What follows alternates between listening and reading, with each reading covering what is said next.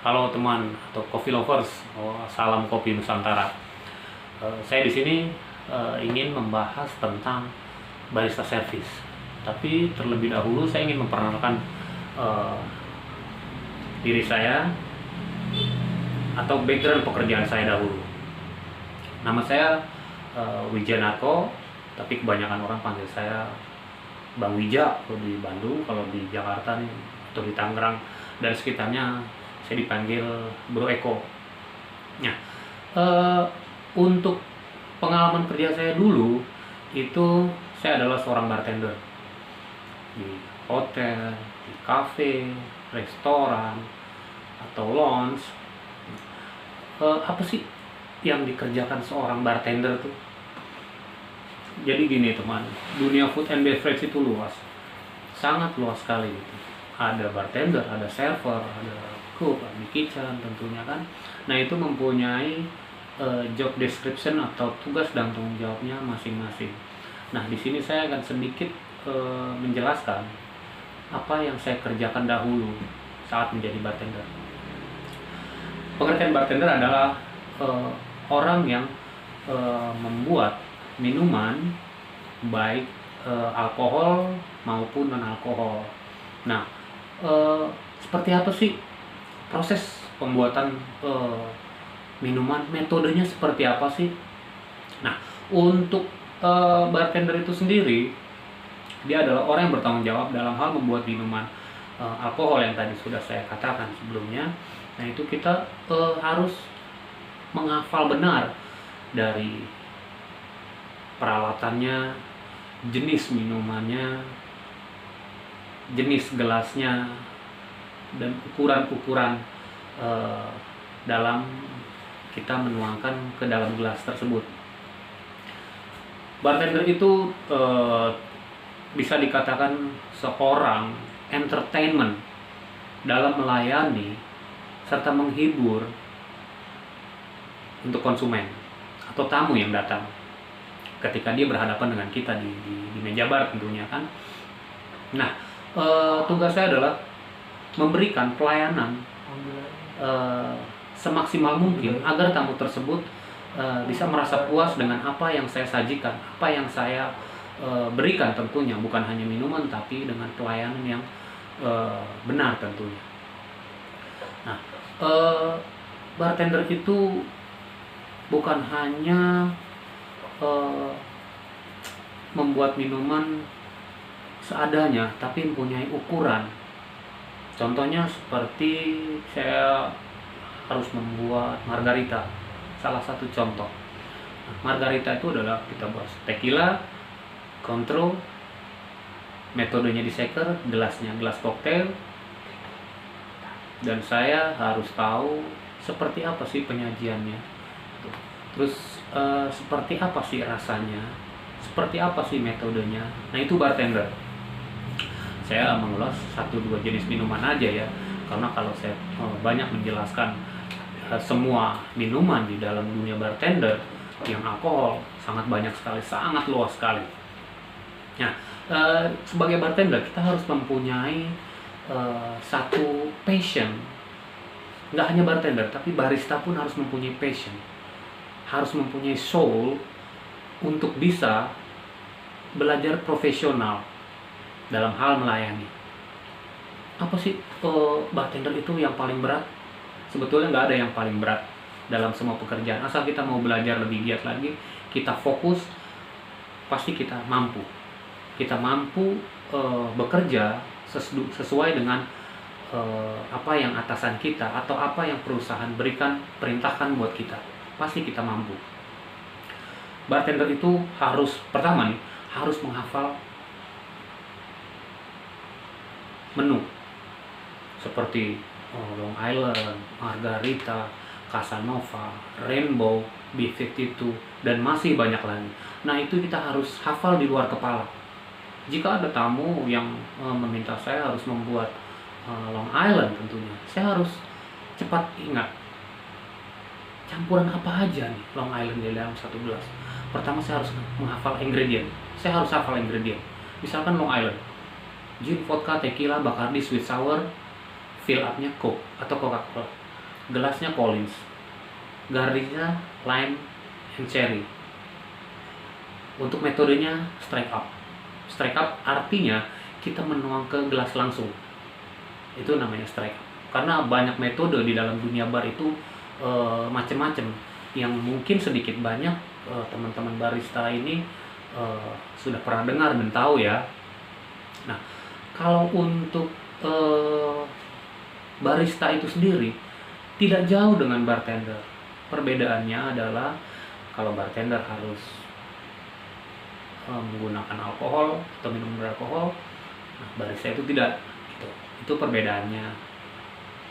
Bukan berarti barista tidak bisa mencampur minum alkohol, tentunya pasti bisa kalau mau belajar. Tapi di sini kita atau saya di sini membicarakan tentang kopi ya. Nah, untuk apa sih kriteria untuk menjadi seorang bartender atau barista? Nah, seorang barista nih harus pertama harus bangun pagi, harus rajin dong, ya kan, jangan jadi pemalas lah gitu. Karena kan kita akan mengerjakan sesuatu yang krusial. Artinya krusial di sini harus kita memuaskan tamu dengan segala apa yang sudah kita berikan buat tamu. Terus jangan gampang lupa. Nah, ini satu. Kalau orang pelupa, tentunya nanti akan mendapat satu masalah jika kita menangani tamu. Misalkan ada banyak tamu, terus kita karena kita pelupa, ada yang pesen cappuccino atau latte, lalu kita buatkan americano. Nah, tentunya di sini pasti akan terjadi hal-hal seperti itu. Nah, itu yang harus kita hindari. Bukan hanya membuat minuman, tapi dalam hal hospitality juga. Nah, di sini kriteria yang paling penting untuk seorang pramusaji atau barista itu adalah mengenal betul atau mengenal dengan benar apa itu servis. Tentunya teman-teman di sini tahu dong apa itu servis. Ya, melayani, benar. Servis itu sedikit saya akan menjelaskan secara rinci apa itu servis. Singkatannya S itu service. S diawali dengan huruf S. Smile for everyone. Jadi kita harus mempunyai passion, harus mempunyai soul dalam hal melayani tamu. Kita harus senyum kepada setiap orang yang datang, kepada teman maupun kepada atasan kita. Kita harus latih itu. Kenapa? Karena dampaknya itu akan sangat-sangat penting buat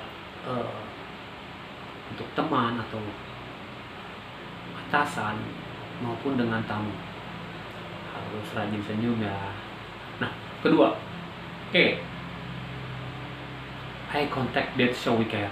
Apa itu eye contact that show we care? Artinya jika kita membuat minuman kepada tamu atau untuk tamu, nah itu kita harus peduli dengan apa yang sudah kita buat, baik itu kopi maupun non kopi. Seperti apa sih kepedulian kita terhadap tamu? Jika kita sudah memberikan layanan, kita sudah memberikan minuman yang sudah kita buat atau kopi yang sudah kita buat tamu, tentunya kita ada rasa sedikit khawatir. Enak gak ya? Apa yang kurang? Nah, itu kita dibutuhkan untuk mempunyai kepedulian. Contohnya misalkan ada tamu yang sudah di meja makan, dia akan misalkan dia membutuhkan sesuatu seperti tisu atau sendok ataupun dia ingin tambahan es. Nah, kita harus cepat tanggap. Kita harus menyambut mereka dengan mengatakan, ya ibu atau bapak, ya kakak, apa yang bisa saya bantu? Nah, seperti itu. Ada kepedulian yang besar demi memuaskan customer atau tamu yang singgah atau datang ke tempat kita. Nah, untuk R sendiri apa tadi? Reaching the guest as special. Jadi kita harus menyambut tamu dengan ramah tamah.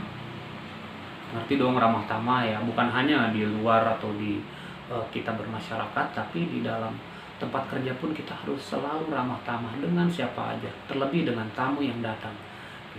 Kita sambut tamu, kita tanyakan bagaimana kabarnya, gitu kan. Banyak lagi lah, tentunya para coffee planner di sini mengerti ya. dan tahu apa yang harus dilakukan jika tamu itu datang. Nah, untuk view sendiri, viewing the guest as spesial. Ini pandang tamu itu spesial. Jadi di sini kita tuh bukan hanya senyum-senyum, kita sambut tamu dengan ramah tamah, tapi kita tuh harus pandang tamu tersebut yang datang itu khusus atau spesial. Nah, itu yang diinginkan tamu atau customer yang datang di tempat kita. Karena biasanya tamu itu datang pasti dengan satu tujuan, dia ingin dilayani dengan tulus, dengan ikhlas, sehingga dia mendapat kepuasan bukan hanya dari makanan minuman yang dia konsumsi atau yang dia minum, tapi juga dengan layanan yang baik. Tentunya dengan kita semua nanti dengan secara atau khusus atau spesial buat kita ya. Nah, untuk selanjutnya adalah I. Apa tuh? Invite the guest to return. Jadi setelah apa yang tamu nikmati dari suasana, mungkin dari keramah tamahan kita dengan senyum yang tulus, setelah dia selesai semuanya, pastinya dia akan membayar dan dia akan kembali ke rumah atau dia kembali bekerja. Nah, tentunya ada yang harus kita sampaikan buat tamu tersebut. Apa? Undang tamu itu datang kembali. Tentunya tamu itu sangat-sangat antusias ya, sangat-sangat suka ya dengan pramusaja atau barista yang ramah, yang murah senyum, yang baik hati, yang low profile, sehingga dia kemungkinan besar dia akan datang dan membawa teman-teman atau koleganya atau saudaranya datang kembali ke tempat kita. Nah, itu pengertian dari invite the guest to return ya. Nah, untuk selanjutnya ini C ya, jadi creating the warm atmosphere. Kita harus mampu menciptakan suasana yang hangat, seperti kita menciptakan suasana hangat di rumah bersama keluarga, berkumpul bersama teman. Kita harus harus menciptakan gitu. Dan biasanya dan seharusnya juga barista itu tidak boleh terlibat dengan kehidupan pribadi dari tamu tersebut. Kita harus ngobrol dengan topik-topik yang dangkal atau sesuatu yang dangkal. Jadi kita harus bisa intinya tidak boleh terlibat hubungan pribadi dengan si tamu. Dan kita harus bisa juga menciptakan suasana yang hangat ya. Itu. Nah, untuk terakhir nih, jadi semuanya apa yang sudah saya jelaskan, jadi terakhir nih, apa nih? Excellent in everything we do. Apa sih excellent in everything we do? Jadinya setelah apa yang sudah kita kerjakan dari S sampai C tadi, yang sebelumnya sudah saya jelaskan, tamu itu merasa puas. Dan juga kita juga merasa senang. Karena apa? Kita unggul dalam melakukan banyak hal, dalam hal melayani tamu. Nah, itu tentunya tamu itu kan akan merasa puas, dan juga kita merasa puas dengan apa yang sudah kita berikan buat tamu tersebut. Nah, sampai di sini sudah mengerti ya. Jadi barista itu atau pramusaji itu bukan hanya sekedar membuat minuman terus kita berikan langsung kita balik ke belakang meja kerja kita, atau man behind the bar ya kalau orang-orang luar bilang. Nah, sampai di sini mengerti ya semua teman-teman untuk Coffeepreneur di sini. Nah, untuk selanjutnya kriteria barista itu harus mempunyai pengetahuan kopi yang baik. Nah, pengetahuan kopi yang baik ini itu kita harus belajar dari hulu ke hilir. Nah, ini sangat panjang prosesnya nih.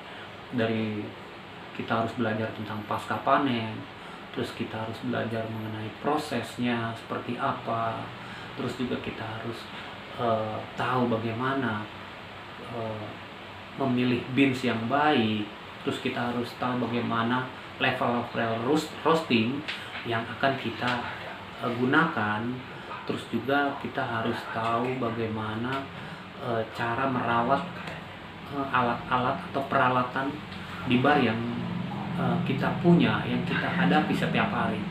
Tuh, kita harus bagaimana caranya untuk eh, memperlakukannya gitu. Jadi kita tidak boleh sembrono juga dalam bekerja, apalagi ini berkaitan dengan rasa gitu. Karena biasanya barista itu kan kalau ditanya bagaimana rasanya ini gitu, misalkan saya pesan V60 atau Americano, jika saya bertanya pada barista, ini rasanya seperti apakah gitu. Nah, jika barista itu tidak bisa menjelaskan seperti apa sih rasanya, kriteria kopi tersebut, dia harus bisa menjelaskan. Yang krusial lagi adalah dia tidak bisa menjelaskan. Nah, inilah satu poin di mana barista itu harus belajar atau mempunyai pemahaman kopi yang baik. Sampai di sini tentunya para coffee trainer atau para penggiat kopi atau barista atau pemilik kedai kopi bisa belajar sama-sama dengan saya di sini. Nah, untuk selanjutnya nanti kita akan membahas tentang lebih lengkap lagi pasca panen. Kita akan bagaimana sih pasca panen itu, setelah dipanen itu harus bagaimana sih diperlakukannya atau diprosesnya. Karena untuk proses kopi itu sendiri banyak ya teman-teman, ada yang semi wash, full wash, natural, honey, wine. Nah, itu nanti akan kita bahas di session berikutnya. Tapi tentunya untuk para pemula barista di sini sangat penting nih untuk belajar tentang servis dan kriteria-kriteria tadi yang sudah saya berikan untuk teman-teman semua ya. Tuh. Nah, untuk session berikutnya kita akan membahas banyak tentang kopi. Tapi jangan lupa untuk komennya, like and subscribe untuk channel saya ini. Channelnya nanti akan saya tertera di bawah sini ya. Tuh jadi kita saling berbagi aja, karena berbagi itu indah. Oke, terima kasih.